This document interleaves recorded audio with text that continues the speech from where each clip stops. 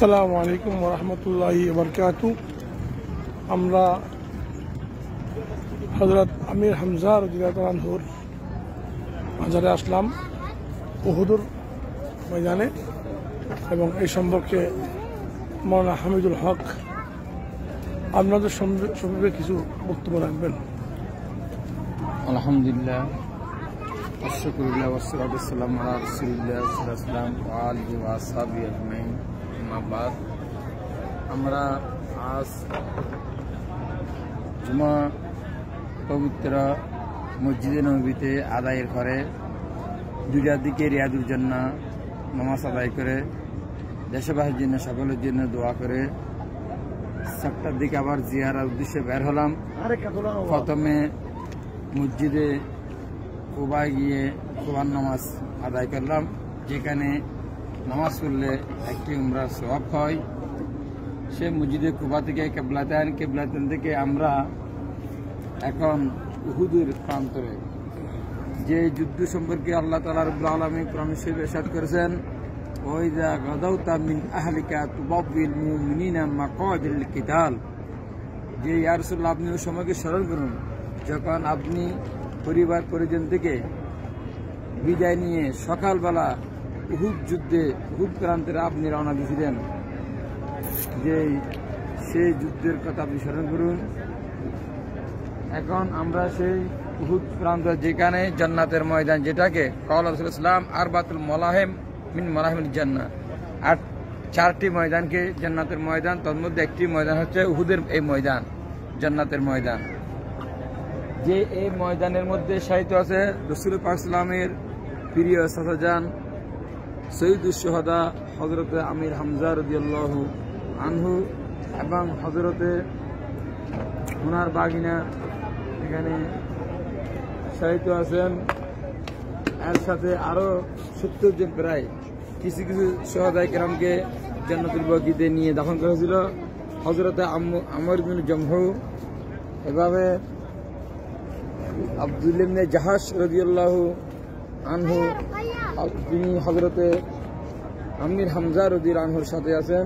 এই যে দেখা যাচ্ছে এই দেওয়াল গাড়াটা, প্রথম যে কবরটা দেখা যাচ্ছে এটা হচ্ছে সৈয়দুশ শুহাদা সৈয়দনা হযরতে আমির হামজা রাদিয়াল্লাহু আনহুর কবর শরীফ, মাজার শরীফ। আরেক পাশে অন্যান্য শুহাদায়ে উহুদের কবর শরীফ দেখা যাচ্ছে। যে এখানে 70 জন রাসূল পাক সাল্লাল্লাহু আলাইহি ওয়াসাল্লামের সাহাবী শাহাদাত বরণ করেছেন। এখানে কাফিরদের যদিবা প্রথম দিকে ফরাজের শেষের দিকে মুসলিমদের শোষণীয় পরাজয় হলেও পরবর্তী তারা একটা মাঠ দখল করতে পারেনি।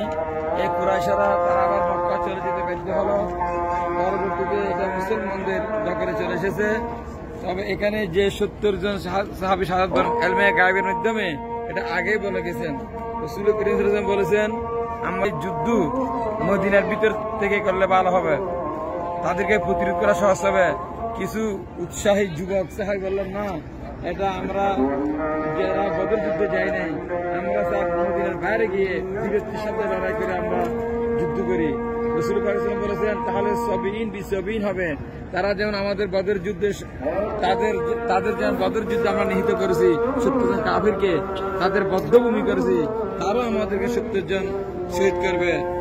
এরপরেও রাসূল পাক সাল্লাল্লাহু আলাইহি ওয়াসাল্লাম বলে দিয়েছিলেন যে যুদ্ধের পরিণতি এরকম হবে। কিন্তু এরপরও মুসলমান যুবকগণ তারা জুসে এসে বললেন, না আমরা যাব। আর বৃদ্ধ সাহাবায়ে কেরাম বললেন, না আমরা যাব না, আমরা আপনি রাসূল সাল্লাল্লাহু আলাইহি ওয়াসাল্লাম যেটা বলেছেন সেটার উপর আমল করব। আল্লাহর কাছে আমি যুদ্ধের ড্রেস পরেছি, যুদ্ধের পোশাক পরেছি, এখন আমি যুদ্ধের পোশাক আর খুলতে পারবো না। কোন নবী শান নয়, আল্লাহ যা করার তাই হবে, ফয়সালা যা তকদীর লাগে সেটা হবে। সেই উহুদ যুদ্ধে হযরত হানজালার ঘটনা অনেক লম্বা ঘটনা, সময় স্বল্পতার কারণে আমরা বলতে পারছি না। এখানে আমাদেরকে সেই উহুদের যুদ্ধে যে আল্লাহ আমরা বারবার আসতে পারি আছে। এই পাহাড়টা দেখুন, উহুদের পাহাড়, বুখারী শরীফের মধ্যে আছে, ক্বালা রাসূলুল্লাহ সাল্লাল্লাহু আলাইহি ওয়াসাল্লাম উহুদুন ইহিব্বুনা উহুদ, যে এই উহুদের পাহাড় আমাকে ভালোবাসে, আমরাও উহুদকে ভালোবাসি। আর এই উহুদের পাহাড় হচ্ছে জান্নাতের একটা পাহাড়। এই উহুদের জান্নাতের পাহাড়ও, এই উহুদের পাহাড় 9টি, এবং ময়দানও জান্নাতের ময়দান উহুদের প্রান্তরে যাক সৈয়দুল শুহাদা আমির হামজা আছেন, আল্লাহ যেন জিয়ারত সবাইকে নসিব করেন। আমিন। উহুদের পাহাড় আপনারা দেখেন, এই পাহাড় জান্নাতের গেলেই দেখতে পাবেন। পাহাড় এটার কাছে দোয়া করলে দোয়া কবুল হয়। আল্লাহ সবাইকে জিয়ারত কবুল করুন। আমিন। আসসালামু আলাইকুম। আসসালামু আলাইকুম ওয়া রাহমাতুল্লাহি ওয়া বারাকাতুহু।